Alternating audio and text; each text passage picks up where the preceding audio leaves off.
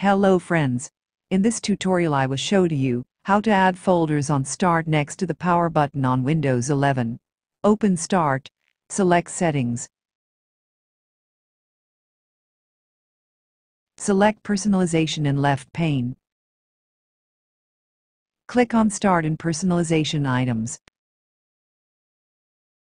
Select Folders. Turned on, which folders appear on Start near the power button.